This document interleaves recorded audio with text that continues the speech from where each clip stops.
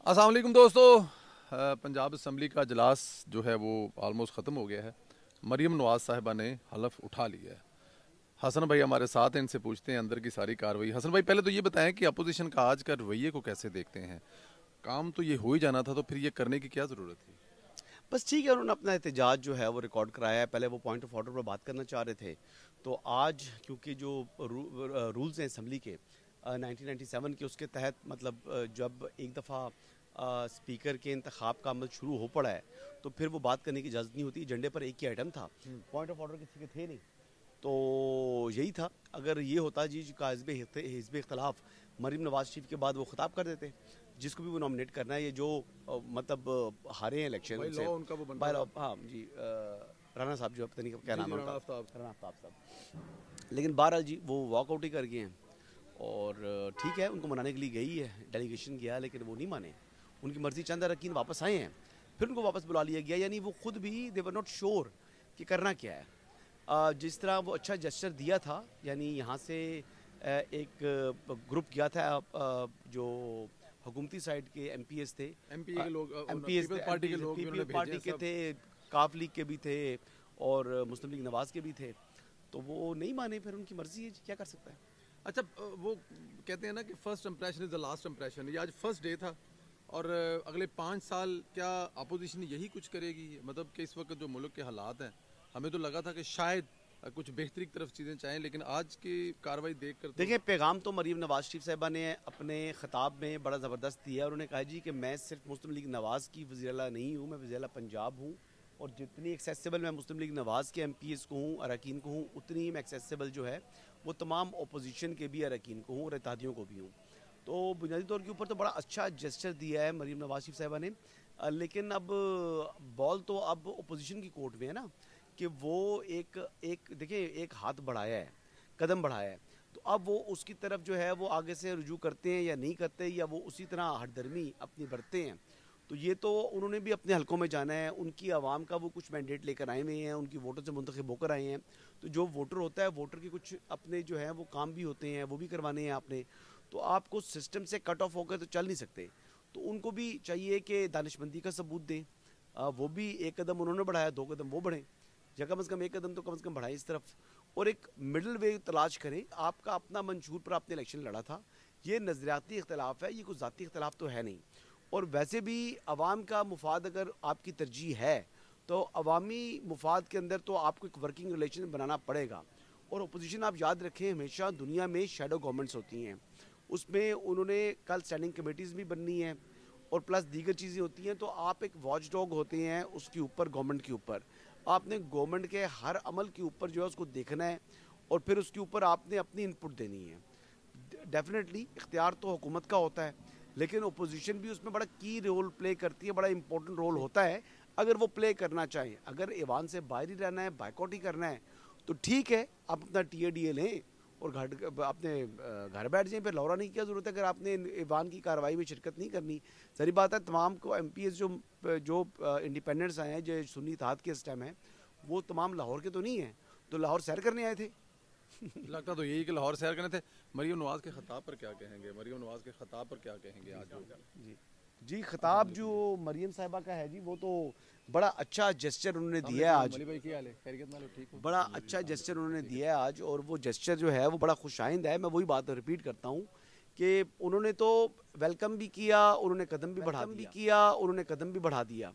अब तो ये बॉल जो है अपोजिशन की कोर्ट के अंदर है कि वो कैसे करती है। उनको वर्किंग रिलेशन बनाना चाहेंगे तो अच्छी बात है, अपने हल्के का भी फ़ायदा उठा लेंगे।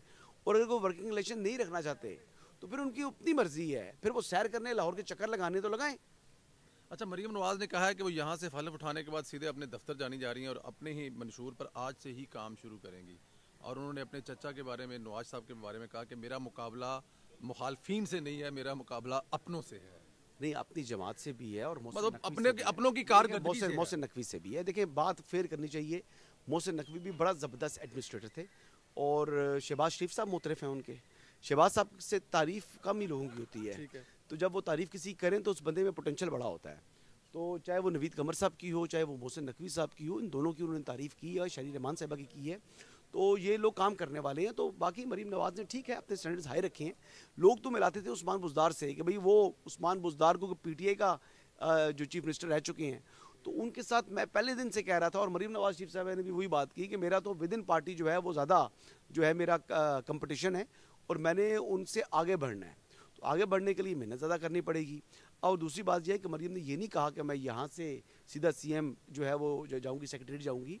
उन्होंने कहा जी मैं गवर्नर हाउस से हलफ लेने के बाद मैं सीधा जो है अपने ऑफिस का जाकर चार्ज संभालूंगी और काम अभी से स्टार्ट करूँगी। तो this what she had said, और which is very healthy sign. एक चीफ एग्जीक्यूटिव को जो कि प्रोविंस को लीड कर रहा है उसको ऐसा ही सोचना चाहिए। और सेकंड बात उन्होंने जो बड़ी इंपॉर्टेंट की है, उन्होंने कहा जी कि हुकूमतों का काम कारोबार करना नहीं है, हुकूमत का काम पॉलिसी देना है, गवर्न करना है।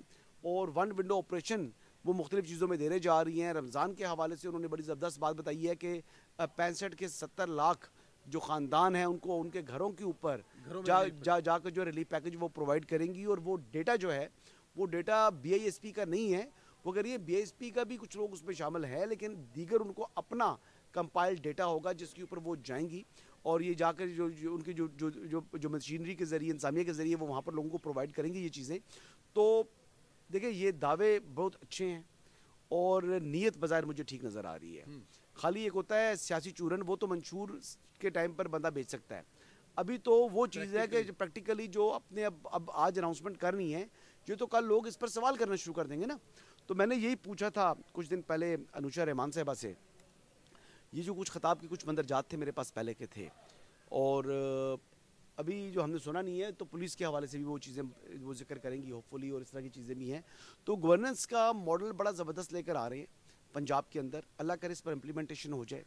और अनुषा रहमान से मैंने कहा था कि ये सारे जो आप प्रोमिस करेंगे तो इन पर इम्प्लीमेंटेशन आपके लिए एक चैलेंज होगा। तो उन्होंने कहा कि बिल्कुल हमने ये चैलेंज समझकर ये काम करना है, क्योंकि पंजाब की ही बेसिकली हम जो है वो हमारा बेस कैंप है।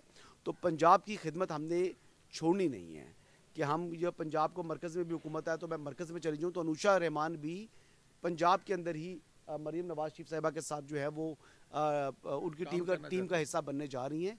शी सेड कि ठीक है मैं MNA बन रही हूँ, लेकिन मैं वहाँ नहीं जाऊँगी, मैं वहाँ जाऊँगी यानी जो मरकज़ में जो कि जिम्मेदारी मेरी होगी बतौर रुकने कौमी असम्बली, वो तो मैं निभाऊंगी, लेकिन मैंने जो फोकस रखना है वो पंजाब के अंदर रखना है। कोई आखिर में कोई वजारतों के लिए जो नाम है, कुछ कितनी बड़ी वजारत की लिस्ट आ रही है और कब उठा रहे हैं? हेलो, बस ये एक दो बातें मेरी तो यही है कि 10 से 15 लोग जो पहली जो बनेगी, ये 2-3 मरलों में बननी है ये कैबिनेट। इस वक्त तो मेरे ख्याल से जितने भी 220 अरकान हैं जिन्होंने वोट दिए, सब ने कोई तादी बन गया, कहाँ से वजीर बन चुके हैं।